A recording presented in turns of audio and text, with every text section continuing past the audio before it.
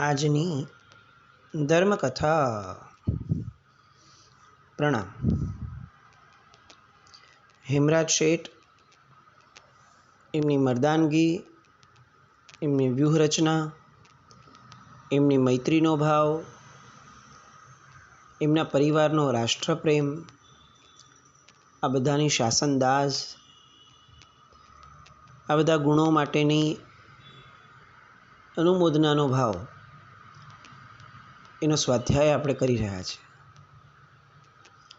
એક સાવ વિરલ વ્યક્તિત્વ, જેનું નામ કદાચ ક્યાંય આપણને સાંભળવામાં પણ નથી આવ્યું. શાસનની અનેક વાર્તાઓમાં ક્યારેય અનુમોદનામાં પણ આપણને જે નામ સાંભળવામાં નથી આવ્યું, કદાચ એવું નામ. અને જ્યારે એની જિંદાદિલીની, એની સમજણની, એની દીર્ઘદ્રષ્ટિતાની આ બધી વાતો સાંભળીએ ત્યારે એવું લાગે કે જેનું ચરિત્ર બાળપણથી બાળકોને ભણાવવું જોઈએ, કદાચ સ્કૂલ વગેરેમાં, એવું આ ચરિત્ર આપણી ઉંમર વીતી જાય છે તેમ છતાં આપણને ક્યાંય વાંચવામાં નથી આવ્યું. એક જૈન થઈને, એક વાણિયો થઈને, એક વ્યક્તિ દિલ્હીના તખ્ત ઉપર જે રીતે બેઠો છે, જે રીતે એણે પૂરા રાષ્ટ્રના મુગલોનો ખાત્મો કરાવ્યો અને ધર્મને આવા આક્રાંતાઓથી આબાદ રીતે બચાવ્યો છે, કદાચ આ ભોગ આપવાનું, આ રક્ષણનું કાર્ય એવું કહી શકાય કે ન ભૂતો ન ભવિષ્યથી હતું. અને તેમ છતાં આપણા બધાની આ એક કમજોરી છે કે આપણા વર્તમાન ઇતિહાસમાં, પોપ્યુલર ઇતિહાસમાં ક્યાંય આ વ્યક્તિનું નામ પણ જોવા નથી મળતું. આપણે મૂળ કથા પર આવીએ. ગઈકાલ સુધી આપણે જોયું કે શેરશાહની સાથે હેમરાજનો પુત્ર યુગરાજ આ બંને વાતો કરે છે. એમાં યુગરાજની રાષ્ટ્ર પ્રત્યેની નિષ્ઠા એ એટલી પ્રબળ રીતે વ્યક્ત કરે છે કે પિતાજી પાસે ગામડામાં વહી જવાનો નિર્ણય એ ફેરવાઈ જાય છે. હેમરાજ શેઠ પોતાના પત્ની કુંદન દેવીને વાત કરે છે. કુંદન દેવી પણ તૈયાર થઈ જાય છે અને હવે ખરાખરીનો ખેલ ખેલવા માટેની એક નિર્ણાયક સ્થિતિ એ આવીને ઊભી રહે છે. કુંદન દેવી અને યુગરાજ બંને જ હેમરાજ શેઠ પાસે બેઠા છે. યુગરાજ પૂછે છે કે તમે છેક શત્રુના મુખમાં જઈને બેસવાની વાત કરો છો, આગ્રા જઈને, અને ત્યાં જઈને તમે ખેલ ખેલશો. આ બુદ્ધિના ખેલ કેવા હોય?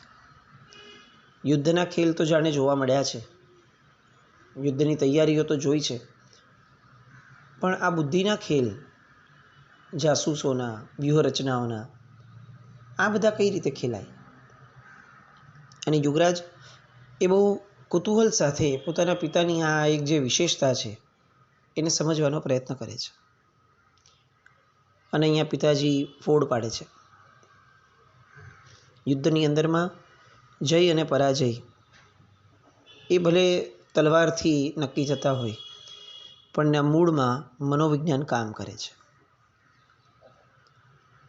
પ્રજાને જો શત્રુ રાજા જે છે એની શાંતિ, એના ઇન્સાફ, એની આબાદીનો નકશો જો એને બતાવવામાં આવે, પ્રજાને વર્તમાન રાજવી જે છે એની ઉદાસીનતા બતાવવામાં આવે, તો એ પ્રજા જ્યારે ખરેખર વિપત્તિની વેળા આવે ત્યારે એવું નહીં કે કદાચ એ શત્રુના પક્ષે વહી જશે, પણ એ શાંત બેસી જશે. આ એક પ્રકારની વ્યૂહરચના છે. પ્રજા જ્યારે છે એ રાજાની વિપત્તિ આવવાની ત્યારે એના હૃદયની અંદરમાં શત્રુ સેનાની પ્રચંડતા, સૈનિકો પ્રત્યેની શત્રુ રાજાની કદરદાની અને અદ્ભુત ચમત્કારો, આ બધાની વાતો જો એના મનમાં ઘૂંટી દેવામાં આવે તો એ લશ્કરનું મન પણ કાયર બની જાય છે, નિસ્તેજ બની જાય છે. અને જે લશ્કર મનથી હારી ગયું છે એ લશ્કરને હરાવવું બહુ જ સરળ છે. યુગરાજ સાંભળતો જાય છે. પિતાજીના મનની આ વાતને એ સમજવાનો પ્રયત્ન કરે છે કે ખરેખર આવડા મોટા યુદ્ધ શું ખરેખર આવા કેટલાક વિચારો અને આવા કેટલાક તર્કોથી જીતી શકાય? અહીંયા હેમરાજ શેઠ એને સાબિતી, પ્રતીતિ અને એની શાસ્ત્રીયતા, આ જે વિચારો છે એ પણ એ બતાવે છે. જાણે એક વિદ્વાન બેઠા હોય અને જે વિદ્વાન પોતે જે કહી રહ્યા છે એના શાસ્ત્ર પાઠો આપી અને એની યથાર્થતા સાબિત કરતા હોય, એ રીતનું વાતાવરણ એ અહીંયાથી ચાલુ થાય છે. હવે શેઠ પોતે કેટલીક વ્યૂહરચનાઓ શાસ્ત્રમાં જે આપી છે એની વાતો કરે છે. એક વ્યૂહરચના શાસ્ત્રમાં આપી છે કે દંડ વ્યૂહાકાર આ વ્યૂહરચના છે. આની અંદર શું કરવાનું હોય?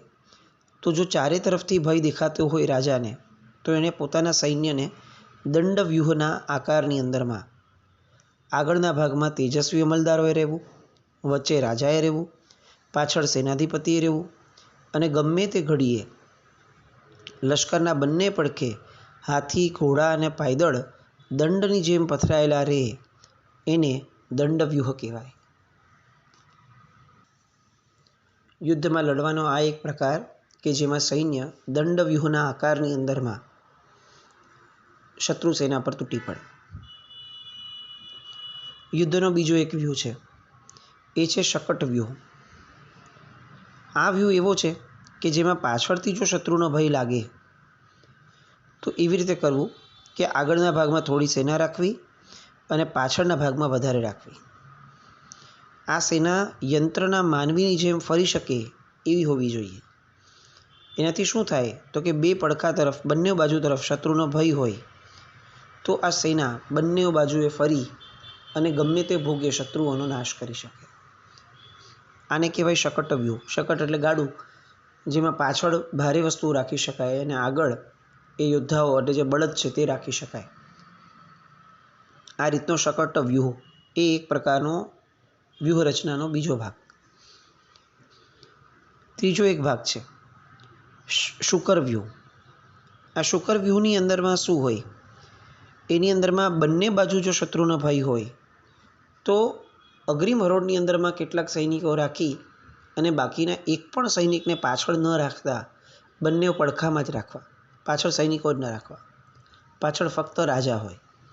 એના કારણે શું થાય કે શત્રુ સૈન્ય જે છે એ ગાફેલ રહે. બંને બાજુએ વિરાટ લશ્કર જોવાના કારણે એને એમ થાય કે રાજા આમાંથી જ ક્યાંક હશે અને હકીકતની અંદરમાં રાજા એ સેન્ટરની અંદરમાં, અગ્રિમ હરોળની અંદરમાં હોય. આ છે શુકર વ્યૂહ. હવે કેટલીક વાર યુદ્ધની અંદરમાં એવું થાય કે આપણને આજુબાજુથી નહીં, આગળ પાછળથી ઘેરાવાનો ડર લાગે. જો એ રીતનું પરિસ્થિતિ હોય તો એવા સમયે વ્યૂહરચના મકર વ્યૂહની એ કામમાં આવે છે. આ મકર વ્યૂહની અંદરમાં શું થાય છે? મકર વ્યૂહરચનાની અંદરની આમાં આખી સેનાને ચારે બાજુએ ગોઠવવામાં આવે. એકદમ વચ્ચે રાજાની બદલે અગ્રિમ હરોળનું સૈન્ય હોય અને રાજાને ડાબી અથવા જમણી બાજુ કેટલાક સૈન્યના ઘેરાની વચ્ચે રાખવામાં આવે. એટલે થાય એવું કે આગળ અને પાછળ બંનેથી યુદ્ધ થાય તેમ છતાં રાજા ઘવાય નહીં. સેનાપતિ અથવા સેનાનો જે મુખ્ય ભાગ છે એ બંને બાજુમાં રહે, વચલો ભાગ એ સામાન્ય સેનાનીઓથી રહે. આ મકર વ્યૂહ છે. કેટલીક વાર એવું બની શકે કે પાછળથી કશો જ વાંધો ન હોય, આગળથી યુદ્ધ લડાવવાની શક્યતા વધારે હોય કે આગળથી ઘેરો ઘાલશે સૈન્ય, તો શત્રુનો ભય જો આગળથી હોય તો સૂચિ નામનો વ્યૂહ છે એ વ્યૂહ ગોઠવવાનો હોય. આની અંદર શું કરવાનું હોય? સૂચિ વ્યૂહની અંદરમાં દોરામાં જેમ આપણે મોતીની માળા પરોવીએ એવી રીતે એક પછી એક સૈન્ય એ પાછળથી આગળ આવતું જાય અને ગોઠવાતું જાય. આમ કરવાથી શત્રુને આપણી સેનાનો અંદાજ જ ન આવી શકે અને સતત વધતા સૈન્યના કારણે આગળ રહેલો શત્રુ એ ભય પામે. શત્રુ સેનાને એવું લાગે કે આનું લશ્કર તો અખૂટ છે અને એના કારણે શત્રુ માનસિક રીતે હારી જાય. અહીંયા હેમરાજ શેઠ કહે છે કે કેટલીક વાર આપણે આવા યુદ્ધ લડ્યા કે જેની અંદરમાં 15,000નું સૈન્ય એ સામાના 2 લાખના સૈન્યને પણ ભારી પડ્યું હતું. આવું કઈ રીતે થાય? તો આ રીતે થાય.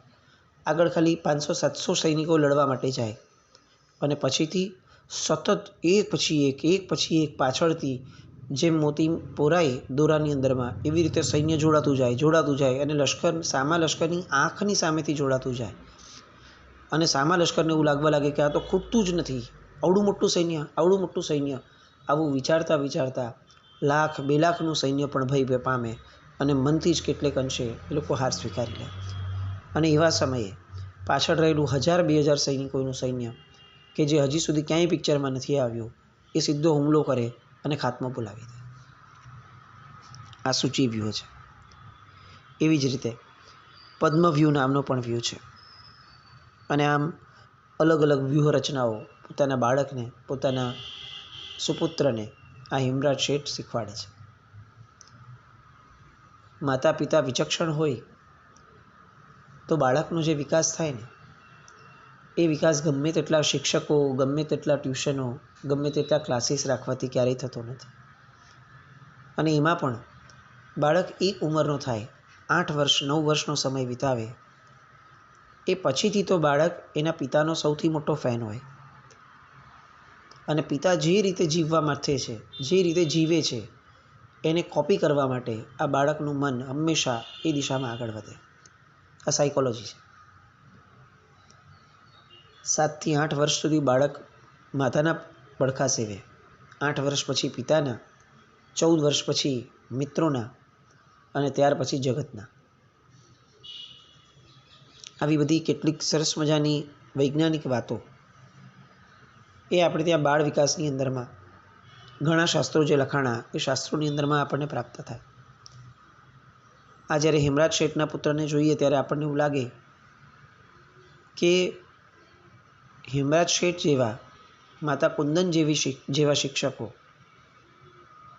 એ જ્યાં સુધી પ્રાપ્ત થતા હતા ત્યાં સુધી આપણા બાળકો સત્વશાળી થતા હતા. પણ હવે જે મા બાપો પ્રાપ્ત થયા છે, બાળકોનું કમભાગ્ય કે એ વિચક્ષણતા, એ સ્થિરતા, એ બાળકો પ્રત્યેનો ભોગ આપવાનો ભાવ, એ બધું ધીરે ધીરે ખૂબ ઘટતું જાય છે. અહીંયા હેમરાજ શેઠ બધી વ્યૂહરચનાઓ કહી રહ્યા છે. બંને જણા, કુંદન દેવી અને યુગરાજ, બહુ જ કુતૂહલતાથી, બહુ જ ભાવથી સાંભળી રહ્યા છે. વાત આગળ ચાલે છે. જગત દ્વંદ્વથી ભરપૂર છે. એમાં રાગ, દ્વેષ, વેર ઝેર ચાલ્યા રાખવાના, લડાઈઓ થઈ રાખવાની.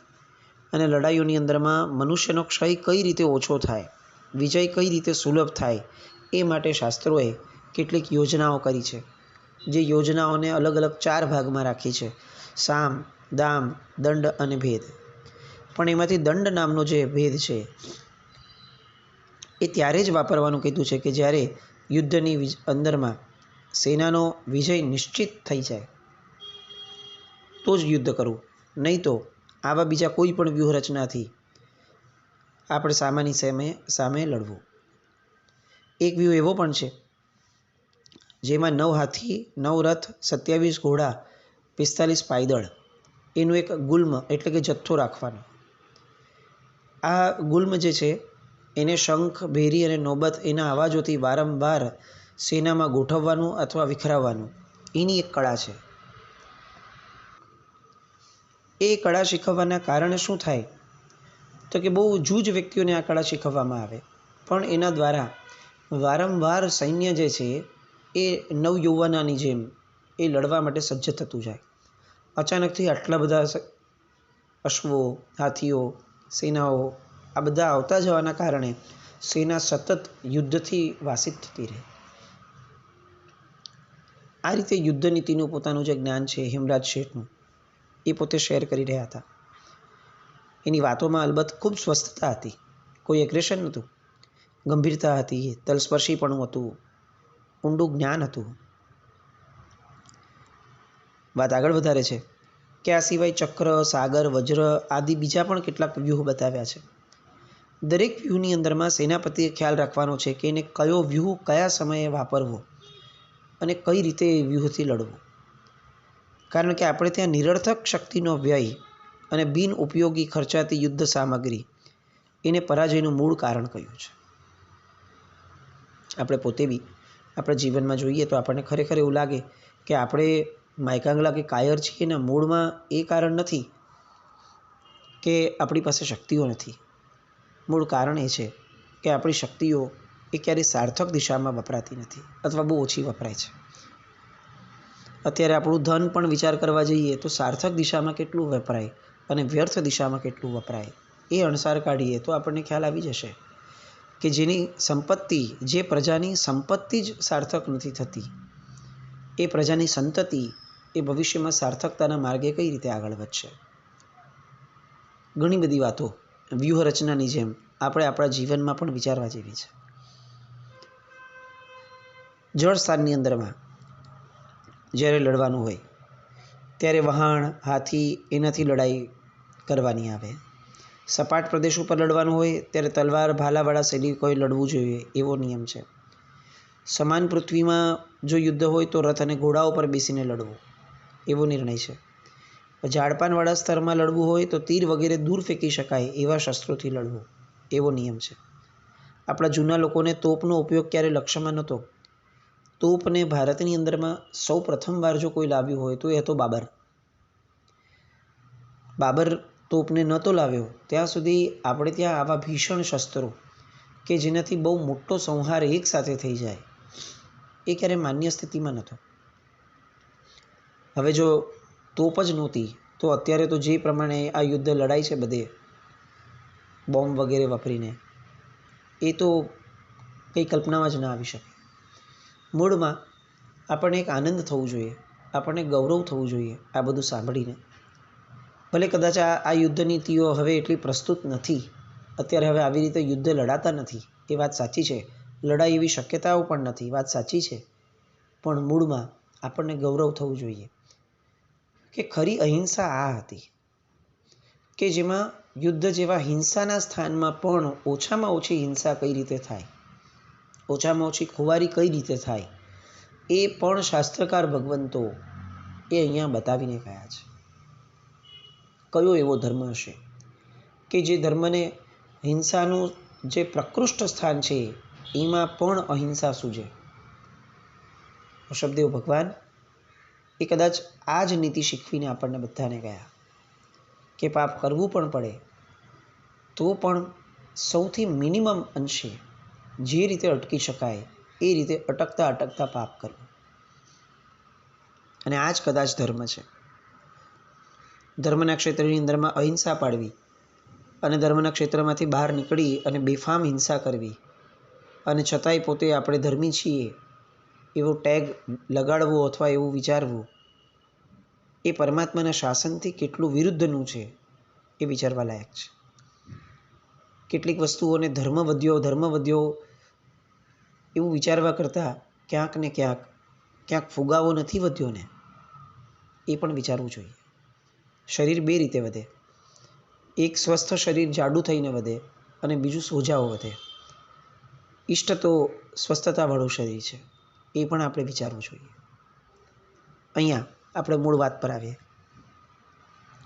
હેમરાજ આ બધી જ વાતો કરી રહ્યા છે અને એના દીકરાને ખરેખર એવું થાય છે કે આવી વ્યૂહરચનાવાળો માણસ શત્રુના પંજામાં પણ જશે ને તો પણ 100% આબાદ રીતે છટકી જવાનો છે. અને આવી અનેક વ્યૂહરચનાઓની વાત કરતાં કુંદન દેવી એને અણિયાળા નયન સાથે હેમરાજને પૂછ્યું, આ બધી વાતો કરો છો ત્યારે એક વસ્તુ ખરેખર લાગે છે કે તમારું જીવન, તમારા મનની સાર્થકતા એ આવી વાતોમાં જ છે. તમારી આંખમાં જે ચમક દેખાય છે આવી બધી વાતો કરવા સમયે, એ દેખાડે છે કે તમારા જીવનની સાર્થકતા તમે જે ગણો છો એ ફક્ત આવી જ વાતોમાં છે. અને પ્રસ્થાનની તૈયારી માટે કુંદન દેવી સ્વયં હેમરાજ શેઠના કપાળ ઉપર કંકુ તિલક કરે છે. યુગરાજ પોતાનો પુત્ર ધર્મ નિભાવે છે. શેરશાહ સાથેનો મિત્ર ધર્મ નિભાવવા માટે આ આખો પરિવાર, આ બધી વાતો, આ પારિવારિક વાતો એ આપણને એટલી બધી પ્રેરણાત્મક બની રહે છે. હું ખરેખર કહું આપણા લોકોના પરિવારમાં જ્યારથી પારિવારિક વાતોની જે એક મહત્તા છે એ ઘટી ગઈ, મોબાઈલ, ટીવી વગેરે ઘૂસવાના કારણે જ્યારે અતિરેક થઈ ગયો આ બધા મીડિયાઓનો, ગેજેટ્સનો, ત્યારથી પારિવારિક વાતો જે ઘટી ગઈ છે ને, એના કારણે પારિવારિક સ્નેહ ગયો, એના કારણે પરિવારની આત્મીયતા ગઈ અને એના કારણે પરિવાર ભેગા રહેવામાંથી છૂટા થતા ગયા. સંયુક્ત કુટુંબો વિભક્ત કુટુંબો થતા ગયા. વિભક્ત થયા પછીથી લાગણીઓ પણ વિભક્ત થવા લાગી. એ વિભક્ત થાય ત્યાં સુધી હજી એકવાર કદાચ ઠીક હતું, પણ એ વિપરીત થવા લાગી. આમ એક પછી એક નુકસાનો અને આ બધાના મૂળમાં પારિવારિક વાતોનો અભાવ. કોઈને એકબીજા માટે સમય ન હોય, કોઈને એકબીજાનો ખ્યાલ પણ ન હોય. આવા પરિવારો, આવા કુટુંબો, આવા ઘર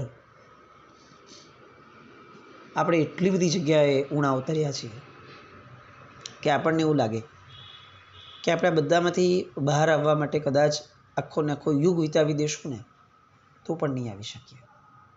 એવો ભય પ્રગટે એવા નબળા સમયની અંદરમાં આપણે અત્યારે બધા છીએ અને છતાંય નિશ્ચિંત છીએ.